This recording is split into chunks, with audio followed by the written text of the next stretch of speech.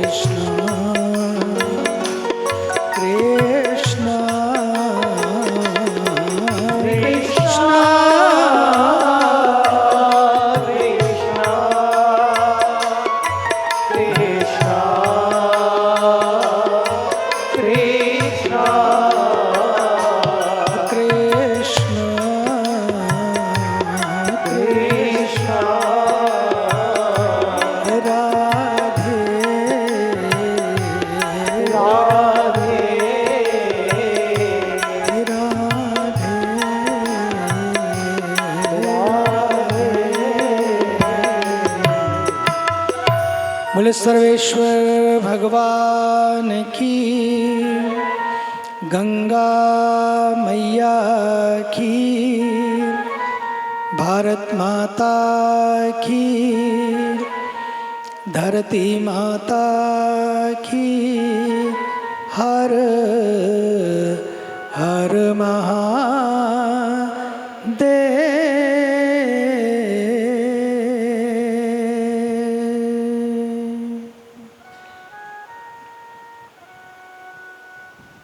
हिमालय की पवित्र वादियों में जहाँ ऋषि मुनियों ने अपनी साधना की, स्वयं को साधा और फिर उस साधना से विश्व मंगल के सूत्र पूरे विश्व को दिए। ये पावन गंगा का तट, जिसके आकर्षण से पूरे विश्व के लोग खिंच खिंच कर आते हैं। अभी अभी मैं एक ग्रुप से मिल रहा था, सब यंग बच्चे, कोई फिल्मी दुनिया में, कोई आर्ट की दुनिया में, कोई साइंस की दुनिया में, कोई मेडिकल दुनिया में, सब विदेश से आए हुए बच्चे यंग,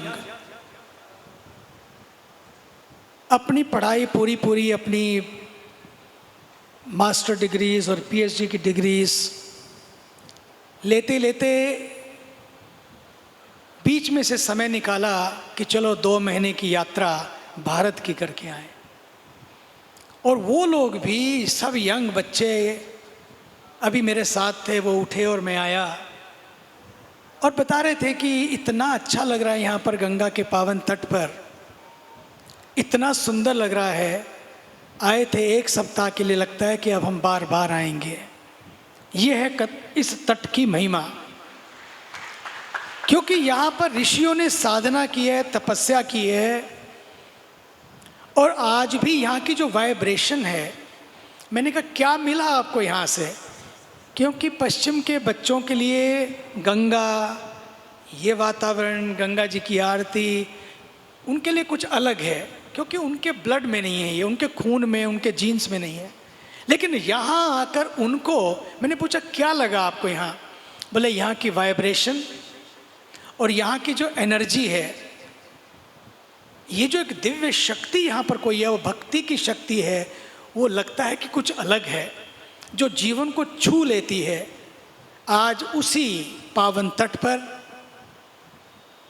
अपने भाग्य की सराहना करिए सच्ची, कि 1 महीने के लिए बैठकर कथा श्रवण करना। और जो लोग वहाँ बैठे हैं, मुझे कई बार फ़ोन करते हैं, अगली बार हम भी आ रहे हैं। कई बार बोलते कमरा नहीं मिलता, ऐसा बोलते हैं, बुक तो कराया था, कमरा ही नहीं मिला, इसलिए हम आ ही नहीं पाए। मुझे लगता है कि कमरे में कई लोग रहें तो भी कथा सुननी पड़े तो भी कोई बात नहीं है। मैंने कहा आ जाओ, कुछ ना कुछ करेंगे।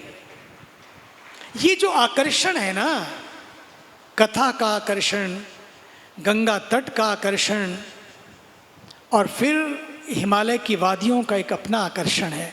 और फिर जो संतों ने साधना की है, मैं तो बचपन से देख रहा हूँ, मन ही नहीं भरता, इतनी इतनी प्यारी धरती है ये। रोज रोज अपने को नया लगता है, नहीं तो होता बहुत दिन हो गए देख लिया मन भर गया। सच बोलिए कि यहाँ रहकर ऐसा लगता ही नहीं है कि लगता है कि मन नहीं भर गया, बल्कि जीवन भर गया, जीवन पूर्ण हो गया। ऐसा लगता है इस तट पर बैठकर आप ये एक मासीय पर्यावरण के संरक्षण को समर्पित कथा आदरणीय संत श्री मुरलीधर जी महाराज के पावन मुख से परमार्थ निकेतन ऋषिकेश में गंगा के पावन तट पर स्वर्ग आश्रम में बैठकर, स्वर्ग जैसी धरती, लोग तो कहते हैं कि लगता है कि स्वर्ग है तो यही है। अभी वो कह रहे थे हम तो 10 साल के थे तब आए थे, अब 50 साल बाद यहाँ आए हैं। लगता है कि बिन 50 साल तक क्यों हम लोग इस अवसर को खोते रहे। यहाँ आकर लगा कि ये तो वास्तव में स्वर्ग है। मरने के बाद किसने देखा स्वर्ग मिलेगा कि नहीं, लेकिन यहाँ तो जीते जी स्वर्ग है। और स्वर्ग के साथ साथ अभी बता रहे थे वो मुझे सुभाष अपने सतीश जी, कहते 50 साल बाद आया मैं तो और स्वर्ग मिल गया। तो ये कथा इस स्वर्ग का अनुभव कराती है। और फिर कथा में जो सूत्र मिलते हैं, और वो सूत्र अभी मैं जब आया तो भगवान परशुराम और भगवान राम का संवाद, और भगवान राम की विनम्रता तो देखो। परशुराम जी तो हमारे परशुराम जी हैं, अपने स्वभाव के कारण जो भी उन्होंने कहा, लेकिन भगवान राम का भी स्वभाव है। देखिए स्वभाव का कितना बड़ा प्रभाव होता है। हम लोग प्रभाव का प्रभाव दिखाते हैं, प्रभाव का शो करते हैं, लेकिन प्रभाव का भाव नहीं बल्कि स्वभाव का भाव। आज प्रभाव कल अभाव, लेकिन अगर स्वभाव बदल जाता है तो सच मानिए सारी शक्तियां उसके सामने विनत हो जाती हैं, झुक जाती हैं।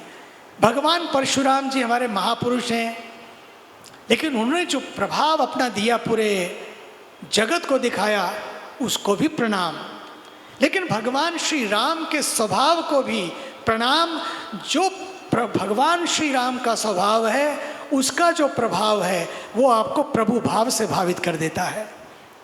स्वभाव वही जो प्रभु भाव में लाके खड़ा कर दे। और उनकी विनम्रता देखो।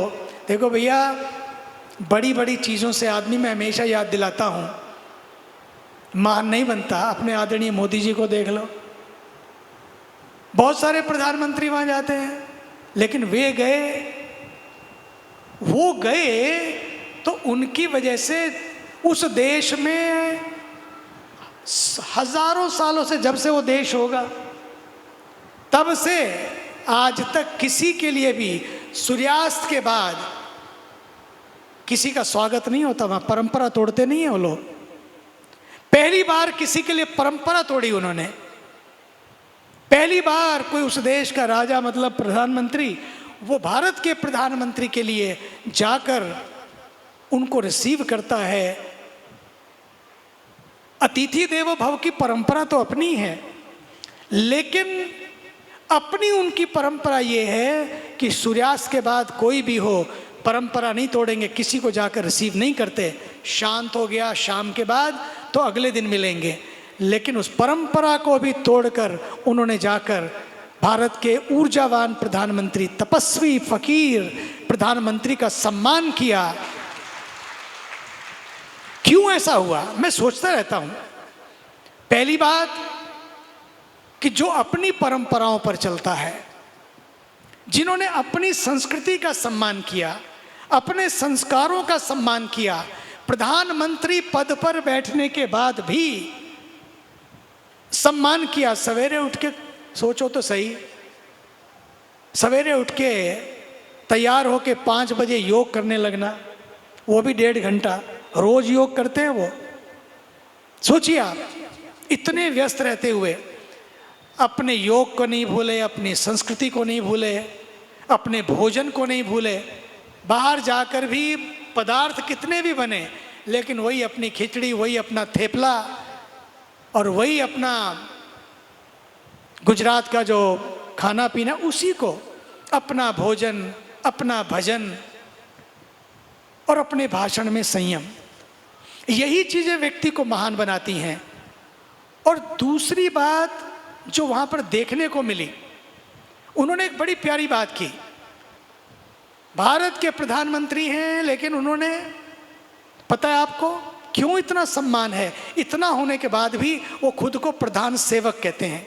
अपने तो सेवक है, सेवक की भावना।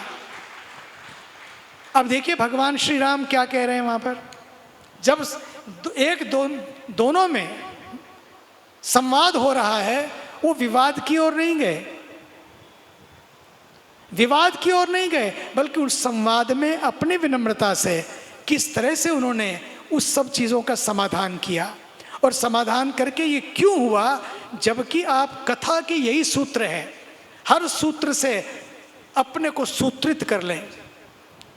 यही सूत्र है कि महान व्यक्ति केवल पदों से नहीं बनता। बहुत सारे प्रधानमंत्री बने, लेकिन जरूरी नहीं कि हर प्रधानमंत्री महान प्रधानमंत्री बना। यही महानता है कि अपनी विनम्रता, अपनी संस्कृति, अपने संस्कार। क्योंकि कोई विद्यालय में जाकर महान नहीं बनता, विद्यालय तो बहुत खुले हुए हैं। सच मानिए कि अपनी वाणी, अपने विचार और अपने कर्म ही व्यक्ति को महान बनाते हैं। ये महानता की सीढ़ियां हैं। ये तीनों सीढ़ियां जब चढ़ते चढ़ते व्यक्ति आगे बढ़ता है तो जीवन विनम्र बढ़ जाता है, जीवन सरल बन जाता है, जीवन सिंपल, सादा और सरल बन जाता है। फिर आप शो के कारण नहीं, शोर के कारण नहीं, बल्कि शांति के कारण भी पूरे विश्व में जाने और माने जाते हैं। इसलिए कथाओं के जो ये सूत्र हैं, आज का जो ये सूत्र, दोनों का संवाद बहुत बड़ा विवाद खड़ा कर सकता था, लेकिन उसको विवाद की ओर ना ले जाकर भगवान श्री राम ने अपनी विनम्रता से झुकते हुए, सत्य का बखान करते हुए, सत्य पे चलते हुए सारी चर्चा की। और हुआ क्या आपने अभी देखा और इसके बाद अभी फिर सुनेंगे। इसलिए आइए अपनी वाणी को, हमारे थोड़े से शब्द, एक हाँ, छोटा सा है हाँ, और या दूसरा है ना। हाँ कहने से कितने सारे काम बन जाते हैं और ना कहने से कितनी सारी समस्याएं खड़ी हो जाती हैं। एक शब्द ही तो है। इसलिए मेरे विचार, कोयल किसका, कौवा किसका धन हरे, कोयल किसको दे, वाणी के ही कारणे दोनों दुख सुख ले। जब कौवा बोलता है ना, लोग ईंट उठा लेते हैं, उठ ज़्यादा कौ कौ करने लगे तो यही होता है। काला कौवा, काली कोयल, दोनों काले हैं बेचारे, दोनों का रंग है, उसका सम्मान है। लेकिन दोनों का रंग एक जैसा होते हुए भी, दोनों की राशि एक जैसे, कौवा और कोयल एक जैसी राशि है, लेकिन इसके बाद भी एक बोले तो लोग पत्थर उठा लेते, चुप रह जा, चुप हो जा, और दूसरी बोले तो लगता है कि चुप ना हो जा। एक को चुप कराने का मन करता है और एक को लगता है सुनते चले जाएं। क्या परिवार में ऐसा नहीं होता है? एक तो बोले चुप रहने का क्या लोगे, एक होता है कि सुनते ही रहो। अब ये क्या है कथा में? 4 घंटे तक कोई घर में बैठ के कुछ सुनाए ना, हाथ जोड़ लेंगे,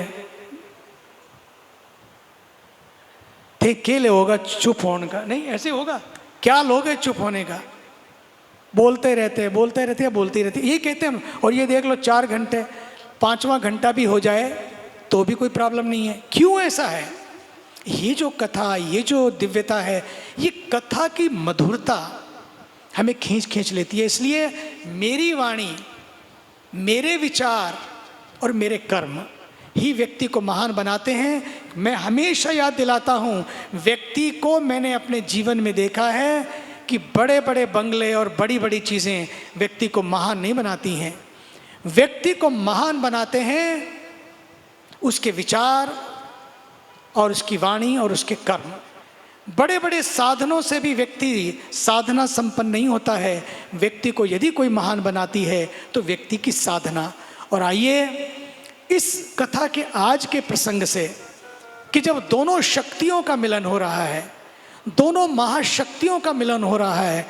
वहाँ कोई जीतता है तो वो भक्ति जीतती है, वो विनम्रता जीतती है, वो सरलता जीतती है। उस सरलता को, विनम्रता को और उनकी महानता को प्रणाम करते हुए जब भगवान श्री राम, इसलिए आज भगवान श्री राम का जो ये मंदिर निर्माण हो रहा है जनवरी 2024 में, जिसका हम सब साक्षी बनेंगे, दर्शन करेंगे, वो तो 2024 में होगा। लेकिन आज तो भगवान श्री राम कथा के माध्यम से खुद उतर के हम सबके दिलों में प्रवेश कर रहे हैं। आइए भगवान श्री राम को प्रणाम करते हुए अपनी वाणी को विराम दूं।